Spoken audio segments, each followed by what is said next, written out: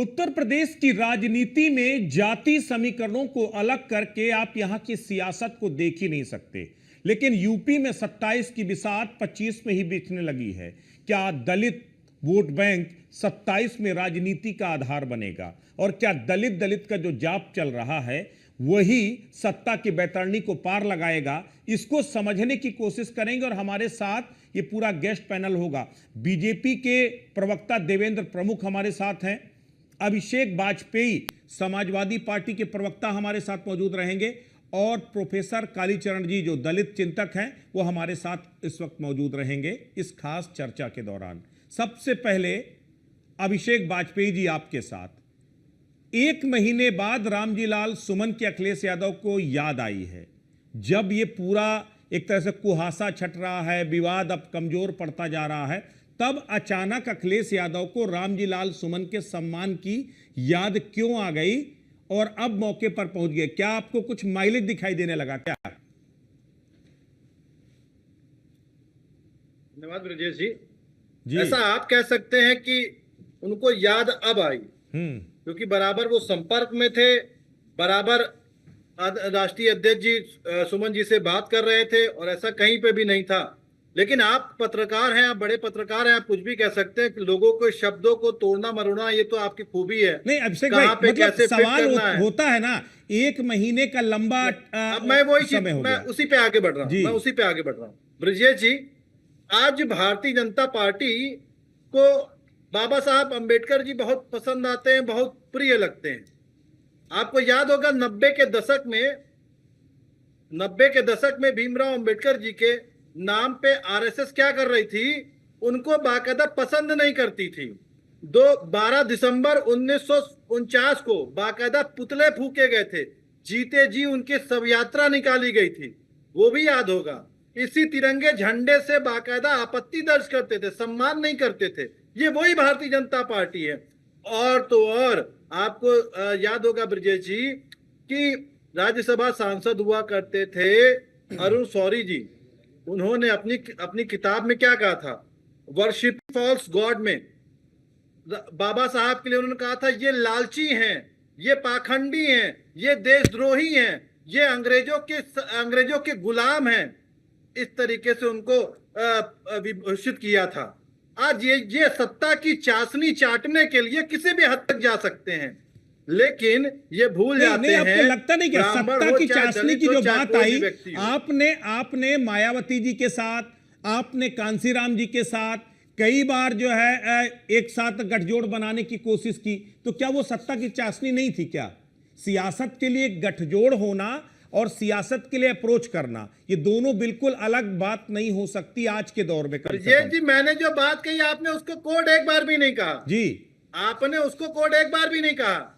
अगर इतना ही उनको दलित प्रेम था तो अरुण शौरी जी ने क्यों अपनी किताब में लिखा था? चुनौती दे रहा हूं, उसको झुठला करके बता दे। मैं बुरा मत मानिएगा, मैं आपको भी चुनौती दे रहा हूं और देवेंद्र जी को भी चुनौती दे रहा हूं, उसको झुठला करके बता दे कि 90 के दशक में कितना पसंद करते थे, दलित समाज के लोगों को कितना पसंद करते थे, भीमराव अंबेडकर जी को, बाबा साहब को कितना पसंद करते थे। क्यों उन्होंने 12 दिसंबर 1949 को शव यात्रा निकाली थी? आप 12 दिसंबर 1949 का जवाब तो आपको खैर बीजेपी प्रवक्ता दे देंगे, लेकिन अभिषेक भाई, सबसे बड़ी बात यह है कि अभी आप 2 दशकों के टेन्योर को बीजेपी कहीं पे पीछे बैकफुट पे आ रही होती है तो बड़ी खूबी होती है कि आप लोग उसको डिफेंड करने के लिए पहले बिल्कुल डिफेंड नहीं। हम तो देखिए आज अखिलेश यादव पहुंचे इसलिए पहला सवाल मैंने आपसे किया, वरना मैं अभी पहला सवाल बीजेपी के साथ करता कि आखिर इतनी आपको अंबेडकर की याद, इतनी आपको कांसीराम जी की याद अचानक क्यों आने लगी है? क्या आपको यह लगने लगा है कि जो 24 में जो तस्वीर सामने है, देवेंद्र प्रभु जी आप जवाब दे दीजिए वरना ये लगातार आरोप लगाते रहेंगे। 2024 में जो फैक्टर ब्रेकडाउन हुआ है, देवेंद्र जी रुकिए, अभिषेक भाई आप ही का सवाल पूछ लेता हूं कि जो 2024 में जो आपको झटका लगा है, क्या उस झटके के बाद आपको अचानक अंबेडकर बहुत याद आने लगे हैं क्या? भारतीय जनता पार्टी क्या करती है? रुक जाइए अभिषेक भाई, अब उनसे भी पूछ लेने दीजिए एक बार। देवेंद्र भाई देखिए ब्रजेश जी, सबसे पहले तो मैं ये कहूंगा कि आपने अच्छा क्वेश्चन जागा और मेरा तो अभी नाम भी नहीं आया था, लेकिन अभिषेक जी ने पहले ही मुझे घेर दिया, उन्हें पता था कि काउंटर तो मुझी से होना है। पर मैं एक चीज बड़े आज नमन के साथ कहता हूँ, कालीचरण जी बैठे, सादर प्रणाम। कई बार डिबेट होती है, बड़ा सीखने को मिलता है, बड़ा अच्छा बोलते हैं। और दलित चिंतक होने के बाद, क्योंकि दलितों की संख्या जो है वो इस तरह की है कि भारतीय जनता पार्टी की बात छोड़िए, आप नैतिकता पर तौर बात करिए कि उनके बिगर कुछ संभव है ही नहीं भारत में। दूसरी बात यह है कि मुझे आज बड़ा अच्छा लग रहा है भाई, आप इतिहास 90 का दौर, तो 90 से पहले का भी दौर एक बार उतार लीजिए कि जब कांग्रेस ने जो काम बाबा साहब के साथ किया था, शायद आप ही की हिस्सेदारी है। आप आरएसएस की एक छोटी सी बात को लेकर या किसी को जिस तरीके से मतलब छोटी बात कर बता रहे रहे हैं, हैं, मतलब जिन्होंने तिरंगे का सम्मान कभी नहीं किया, भर भर के बाबा साहब को गाली दी, जीते जी सब यात्रा निकाला, और ऐसी बातें आप करें कि यह छोटी सी बात। बहुत बढ़िया देवेंद्र जी, आपको तो काउंटर साक्षात करिए प्रणाम है। आप। देखिए, समय में देवेंद्र जी आपको तो इस डिबेट में समय कम होता है। अभी जी, देखिए, बिल्कुल, मैंने बात बिल्कुल। सुनी, आप भी सुनिए। मुश्किल से 2-3 मिनट बची होंगी। जी अगर नहीं सुनना तो आप पूरा बोलिए, मुझे कोई और डिबेट में गला अपना इस्तेमाल सर, करना सर कालीचरण जी को भी मौका देना आप लोग, प्लीज जल्दी। मैं ये चीज क्लियर कर देता हूं कि भारतीय जनता पार्टी ने 2014 के बाद से ही ये तय कर रखा है कि बाबा साहब को क्या सम्मान देना है, बाबा साहब के क्या साथ सम्मान, सरकार की नीतियों को, योजनाओं को जोड़कर, वो सबका साथ, सबका विकास। और रही बात, चलिए एक मिनट, अब आप रुक जाइए, अब कालीचरण जी के पास चले आते हैं। कालीचरण जी अचानक, देवेंद्र भाई आपने बता दिया, मैं अब उनका भी सुन ले, एक बार उनके पास भी चले जाते हैं। सर, एक बात समझना चाहूंगा कि जैसे जैसे चुनाव जब नजदीक आता है तो खास करके इस तरह के जो कास्टिज्म एक पॉलिटिक्स है वो अचानक जोर पकड़ने लगती है। अखिलेश यादव जी ने 2024 से पहले जो शुरुआत की थी बीएसपी से, बड़े बड़े नेताओं को, जो दलित नेता थे उनको तोड़ करके लाना, उसके बाद फिर उनको जो है प्रमुख चेहरों के तौर पर बिठाना, और उसका माइलेज उनको 2024 में मिला भी। क्या वो 2024 में जो जीत की सुगबुगाहट दिखाई दी थी, 37 सीटें जीत करके, क्या 27 में अब वो जीत की सुगंध आने लगी है? इसीलिए अचानक उनको आगरा याद आने लगा, रामजी लाल सुमन याद आने लगे?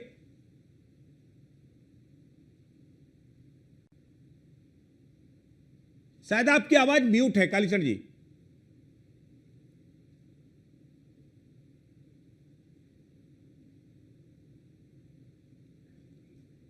हाँ जी, हाँ बिल्कुल। मैं ये कह रहा हूँ जी कि सपा हो, भाजपा हो या कांग्रेस, सब अपने अपने वोट को संजोने का काम करते हैं, और इसमें स्वाभाविक है कि जो भी राजनीतिक दल है वो अपना प्रयास जारी रखता है।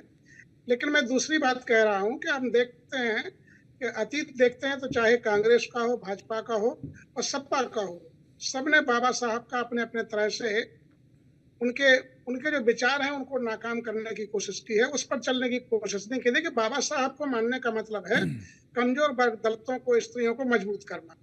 अब दलित मजबूत किससे होंगे? नौकरी दोगे नहीं, अच्छी शिक्षा दोगे नहीं, तो कैसे मजबूती आएगी भाई? भारत सरकार घोषणा करे कि निजी जो कॉलेज हैं, निजी जो यूनिवर्सिटी हैं, उनमें रिजर्वेशन लागू होगा, वहां पर 0 फीस में एडमिशन होगा। भाई देखिए, ये दावे भी किए जा रहे हैं और ये तस्वीरें भी बदली हैं, ये तो आप बेहतर तरीके से समझ सकते हैं। सवाल ये है, देखिए, दलितों के अंदर बदलाव तब आएगा जो शक्ति संपन्न होंगे। देखिए, 4 बार मुख्यमंत्री बहन जी यहाँ रही हैं, तो दलितों को आप बहला फुसला नहीं सकते हैं। वो जानते हैं, आप भी जानते हैं कि दलित सबसे मजबूत वोट बैंक होने के बाद भी वो किसी की सरकार बनाने में भरोसा कम करता है, वो अपनी सरकार लाना चाहता है। परिस्थितियां कुछ ऐसी बनी कि सरकार बीएसपी की नहीं बन पा रही है, और यही कारण है कि मूवमेंट कमजोर होने से जो इस तरह नहीं तो आपने अमर बेल की तरह तो काम किया। आप देखिए, 2014 से लेकर 2022 तक के चुनाव में देखिए तो दलित वोट बैंक का एक बड़ा तबका बीजेपी के साथ जुड़ा, बीजेपी को कामयाबी मिली।